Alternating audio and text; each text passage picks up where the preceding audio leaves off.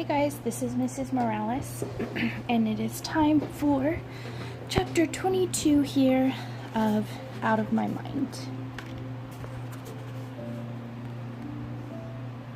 Alright. The next 2 weeks pass in a whirlwind. In spite of my little display of weirdness that Tuesday in class, I showed up at practice on Wednesday afternoon as if nothing had happened. Maybe nothing had. I was just being me. I'm not sure what the others thought. They said nothing about it. So, like all the other team members, alternates and regulars alike, I stayed every day after school to practice for from 3:30 to almost 6 o'clock. I still couldn't get over the fact that I was part of the team. Okay, truth, there was the team and there was me. And we were in the same room, but we weren't quite a team. They appreciated the fact that I usually got the answers right, but when Mr. Deming gave us multiple choice questions to answer, I had to think for only a moment, then hit the correct letter on my machine. But lots of the preparation involved fast and furious back and forth discussion, and I had trouble adding anything to what was being said most of the time. One of the longest one-syllable words in the English language is screeched, Connor announced one afternoon as he chomped on a raspberry Twizzler. That's a good word for melody, Claire said as she snatched his candy and took a bite. I couldn't respond, and nobody else bothered to.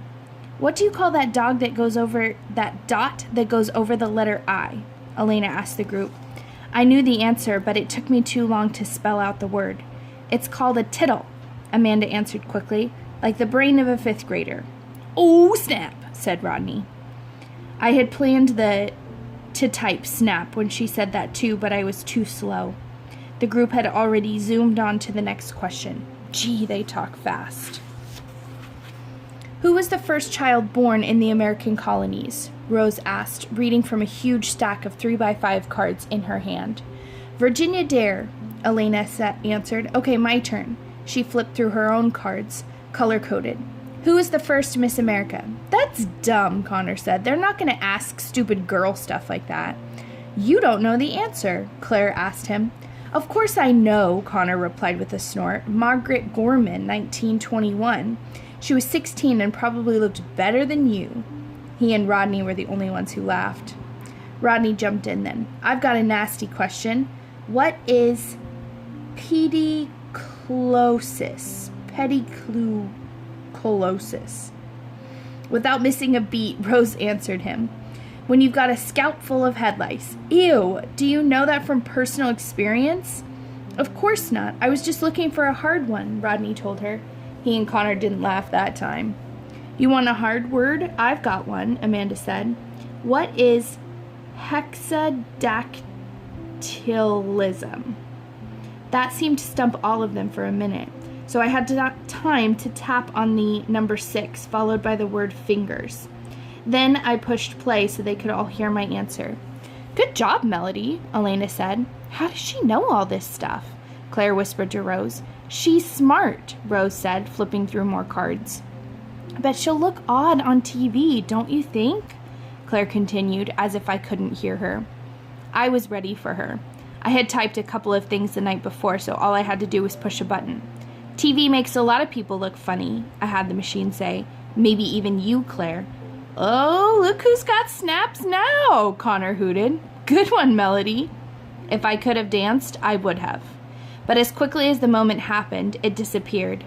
The team zipped on at rocket-paced speed, feeding off one another's knowledge and skills. At the rate they were going, there was no way I could jump in quick enough.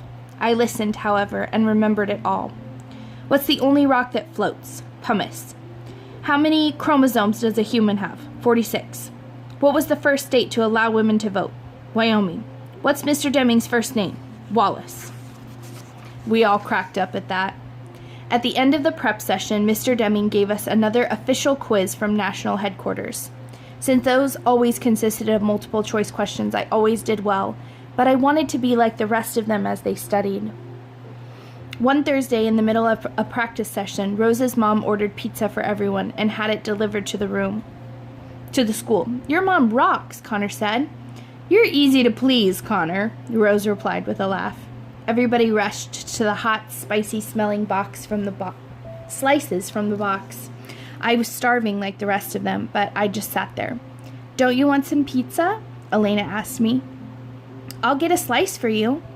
She never said much during the practices, but she took lots of notes, and she usually scored pretty high on our practice quizzes. Not hungry.